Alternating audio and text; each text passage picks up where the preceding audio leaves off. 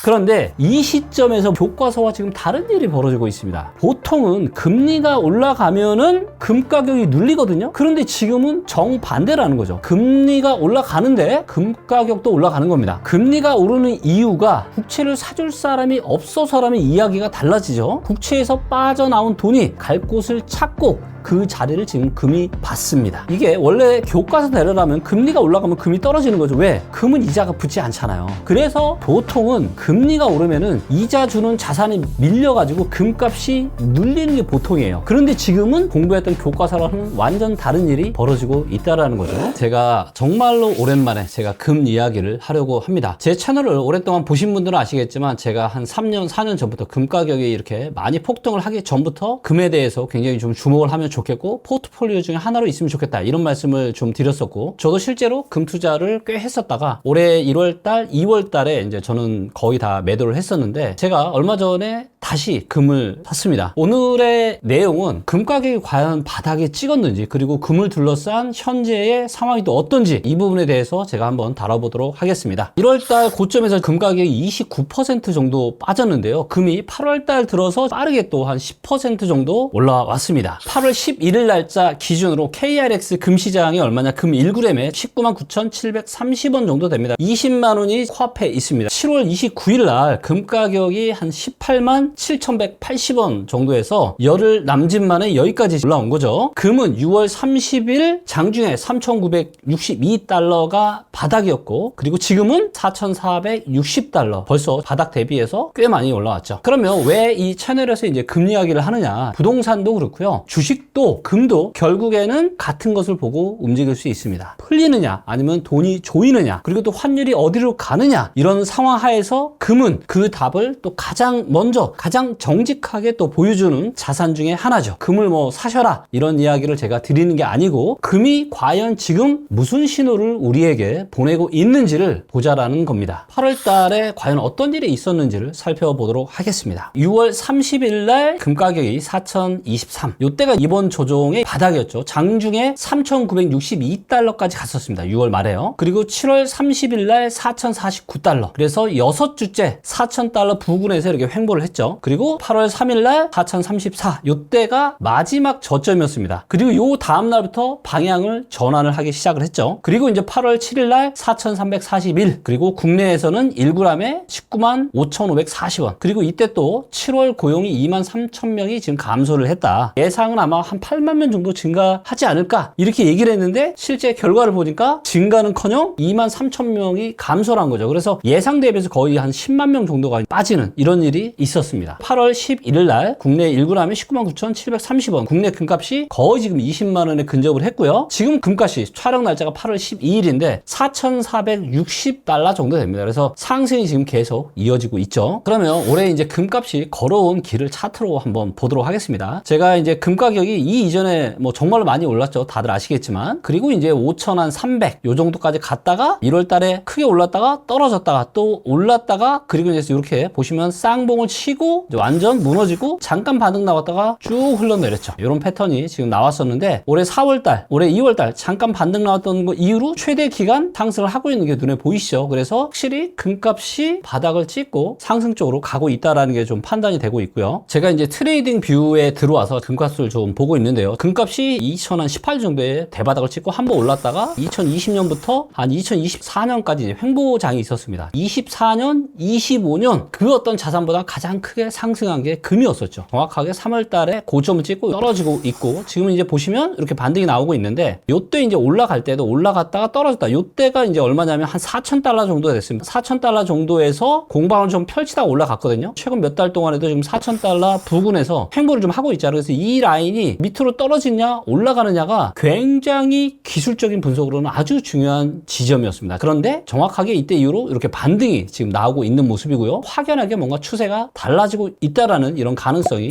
보이고 있습니다. 그리고 이번에 바닥은요 6주에 걸쳐서 만들어졌습니다. 6월 달부터 해가지고 오르락내리락 하면서 이 6주 동안 바닥을 만든 거죠. 그러면서 8월 초부터 본격적으로 순식간에 올라가고 있죠. 그러면 이 금 가격이 올라가게 되면 이 방어세가 뭐냐? 이게 바로 이제 8월 7일 고용 지표였습니다. 금리가 좀 올라갈 거다라는 그런 기대 심리가 굉장히 많았잖아요. 고용이 좋으면서. 그런데 막상 뚜껑을 까보니까 어떤 예상치나 이런 것보다는 고용이 정말 안 좋아. 이렇게 나왔죠. 그러면서 고용이 이제 완전 마이너스로 나오면서 이제 방향 자체가 완전 반대로 나온 거고, 또 지난 수치 5월 달은 뭐 12만 9천 명 증가했다라고 예상을 했지만 막상 지나놓고 보니까 이제 6만 명, 6월 달도 5만 7천 명이 2만 명. 고용 지표가 당장 그달 발표하는 거는 100% 정확하게 시간이 지나야 예전 게 정확하게 나오거든요. 고용 괜찮다고 하더니 막상 뚜껑을 까놓고 보니까 엉망이었구나라는 걸 알 수가 있었던 거죠. 그러다 보니까 이제 달러가 약해지고 이제 금이 뛰었던 거죠. 이 주에 금이 7% 정도 올랐는데요. 1월 19일 날 이후에 가장 큰 주간 상승폭이었습니다. 그러면 여기서 이제 우리가 진짜 질문을 해볼 수가 있겠죠. 잠깐 올라간 거니 아니면 1월 달 이후로 지속되어던 이 조정장이 끝내고 완전 이제 방향을 다시 상승적으로 틀 건지라는 건데, 일단 제 개인적인 판단은 전자보다는 후자 쪽에 조금 더 가깝지 않겠냐 이런 생각을 하고 있고, 그래서 8월 초에 금 하락이 끝나고 다시 대세 상승이 시작될 가능성이 높다고 판단하고 있고, 제 개인적인 포트폴리오에 금을 다시 또 추가를 하였습니다. 그러면 왜 그렇게 보는지 근거 5가지를 제가 말씀을 드리고, 반대로 또 조심해야 될 부분이 뭔지 그 부분도 같이 짚어보도록 하겠습니다. 첫 번째 근거는 뭐냐면요, 금값이 이제는 빠질 만큼 충분히 빠졌다라는 겁니다. 1971년 이후에 금이 사상 최고가를 찍고 20% 넘게 빠진 사례가요 8번이 있었다고 합니다. 그리고 그 8번의 낙폭의 중앙값이 얼마냐? 마이너스 29% 정도 됐습니다. 조정을 하면은 금값이 한 30% 조정을 받았던 얘기죠. 평균은 마이너스 36%이고 중앙값, 그 하락의 중앙에 있는 요 값은 마이너스 29%. 사상 최고가 뒤에 보통 조정 이유는 요 정도 지금 조정을 했다라는 거죠. 그런데 이번에 조정을 얼마를 했냐? 1월 29일 장중 5,586달러에서 6월 30일 장중 3,962달러까지 정확하게 마이너스 29.1%가 조정이 왔습니다. 1971년 이후에 20% 넘게 빠졌던 8번의 사례에서 딱 그냥 그 정도 지금 빠진 겁니다. 그래서 빠질 만큼 빠졌을 확률이 아주 높구나라고 우리는 데이터에 근거해서 판단해 볼 수가 있겠죠. 그래서 우리가 뭐 바닥을 정확하게 뭐 맞추자 이건 아니죠.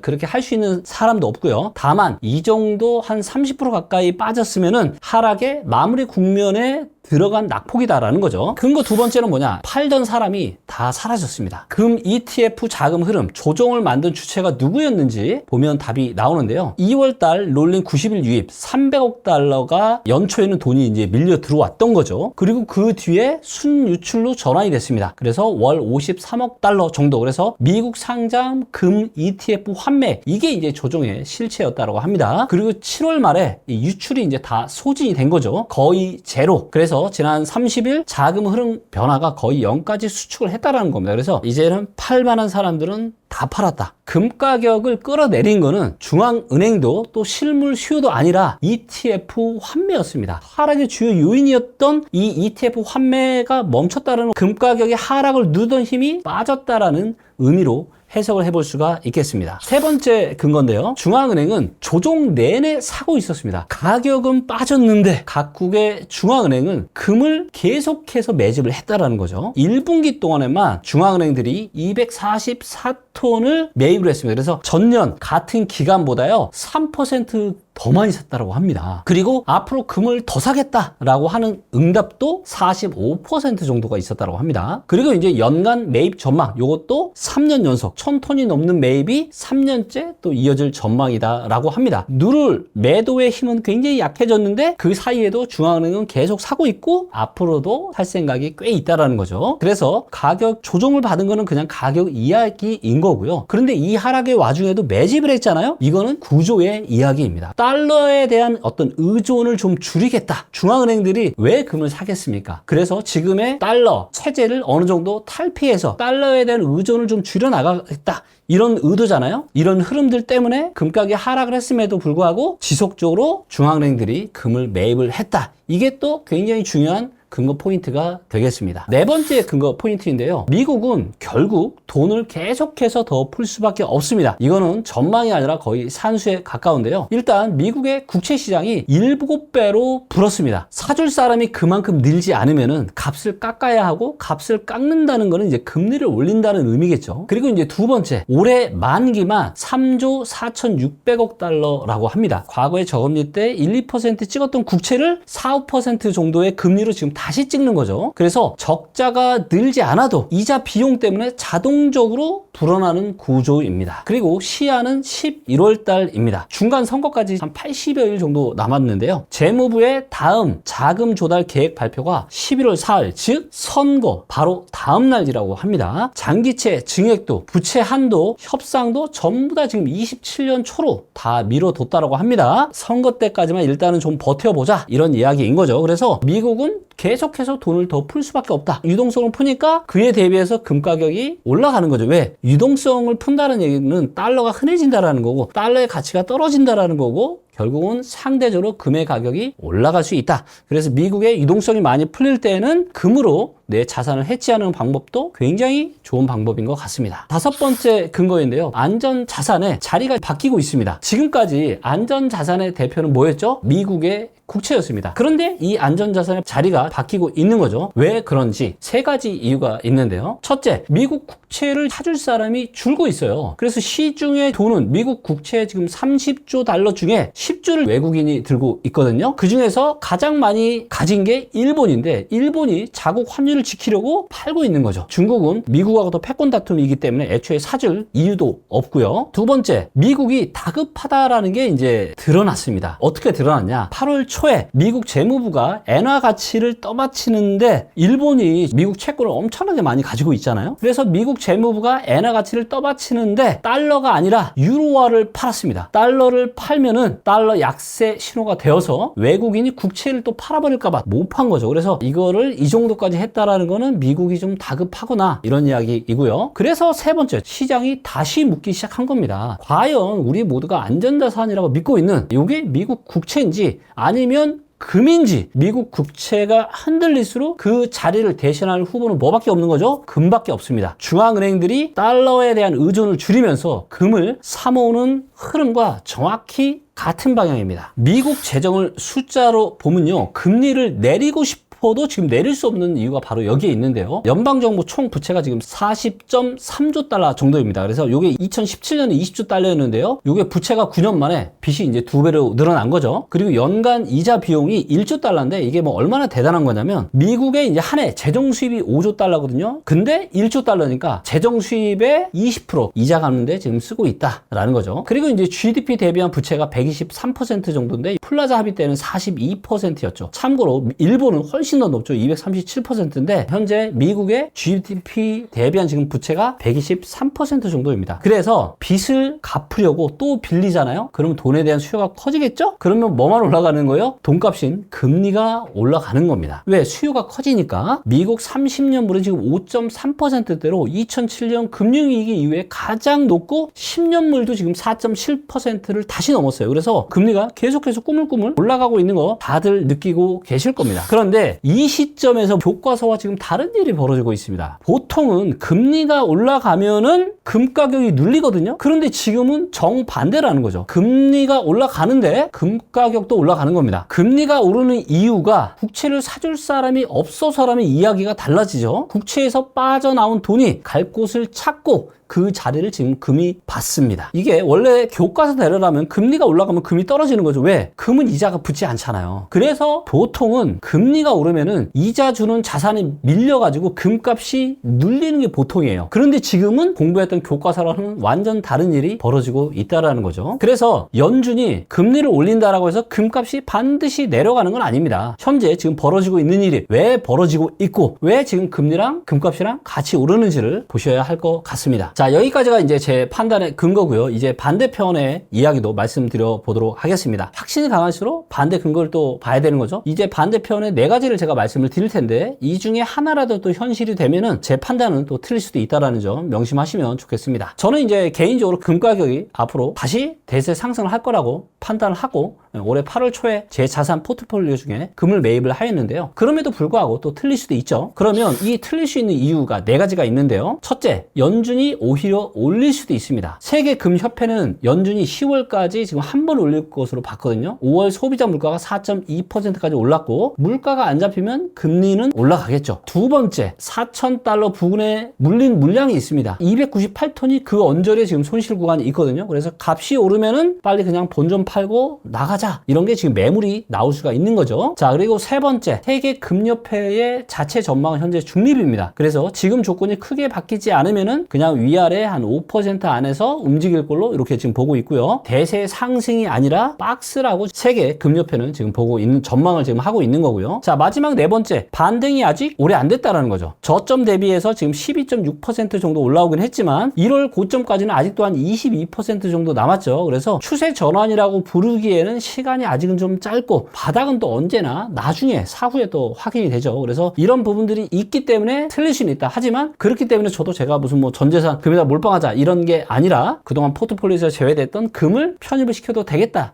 라는 판단을 했고, 저는 혹시라도 금 가격이 전고점을 뛰어넘으면 그때 또 한번 추가적인 금 매수를 하려고 합니다. 그러면 이 시점에서 기관들이 향후에 금 가격을 얼마를 지금 보고 있는지를 한번 말씀드려 보도록 하겠습니다. JP모건 같은 경우는 이제 26년 연말에 한 6,000달러 정도 될 거다. 지금보다 이제 36% 올라갈 걸로 보고 제일 지금 강한 뷰를 내놨고요. 스탠다드 차터드 같은 경우는 이제 26년 4분기 평균이 4,650달러 정도 될 거다. 지금보다 이제 한 5% 더 올라가는 거죠. 그 다음 CT 같은 경우는 이제 26년 4분기에는 4,500달러, 그 다음에 27년 상반기에는 5,000달러 정도까지 올라갈 거다. 그래서 내년 상반기 정도까지는 13% 정도 올라갈 수 있다. 이렇게 얘기를 했고요. 그 다음에 세계금협회는 조건이 불변시 위아래 그냥 5% 정도, 그래서 박스권으로 유지가 될 거다. 이런 이야기를 하고 있습니다. 마지막으로 국내에서 금을 보실 때는 변수가 하나 더 있습니다. 뭐예요? 국내 금값은요, 국제 금값에다가 환율을 곱한 요 두 개가 같이 움직이거든요. 국제 금값은 지금 9.2% 정도가 올랐는데 국내 금값은 6.7% 정도밖에 못 올랐습니다. 이 차이는 달러원 환율이 내려가면서 원화가 지금 일시적으로 강세 흐름을 보이고 있죠. 이런 구조 때문에 미국이 돈을 좀 많이 풀면 달러가 약해지고 원화가 상대적으로 강해질 수가 있거든요. 금값이 오르는 요 이유가 또 국내 수익률을 지금 깎는 구조입니다. 그래서 여러분들이 이런 부분들을 점검을 하셔서 여러분들 금 투자에 활용을 하시면 좋을 것 같습니다. 그래서 오늘 기억할 거 마지막으로 다시 한번 정리해 보도록 하겠습니다. 금 가격의 바닥은 6월 말부터 8월 초까지 다져졌습니다. 그리고 누르는 힘이 지금 많이 빠졌죠. 조정 내내 중앙은행은 계속 매수를 했고요. 다만 아직은 거래일이 많이 지나지 않았습니다. 아직은 금이 완전 대세 상승으로 접어들었다라고 판단하기에는 아직은 좀 이르다. 그리고 네 번째, 국내에서는 환율이 굉장히 중요하다. 금 투자할 때. 그래서 꼭 이런 부분들까지 확인을 좀 하시면 좋겠습니다. 저희 리치고 TV는 부동산, 주식, 그리고 자산시장 전체를 같은 데이터 관점에서 분석을 합니다. 앞으로도 여러분들에게 도움되는 많은 이야기 하도록 하겠습니다. 감사합니다.